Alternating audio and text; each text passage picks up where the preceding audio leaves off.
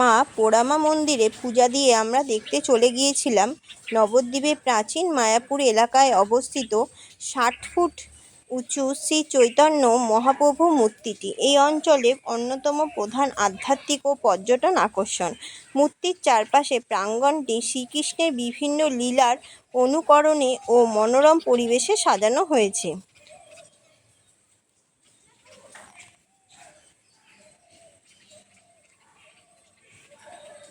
এখানে আছে রাধাকুণ্ড আর শ্যামকুণ্ড। তো তোমরা যারা যারা দেখতে গেছো এই নবদ্বীপের প্রাচীন মায়াপুর 60 ফুট মহাপ্রভুটি, তো তোমরা সবাই কমেন্টের মাধ্যমে জানাও। আর যারা যারা দেখতে যাওনি তারা অবশ্যই একবার ঘুরে এসো এই মন্দিরটি দিয়ে, তোমাদের খুবই ভালো লাগবে।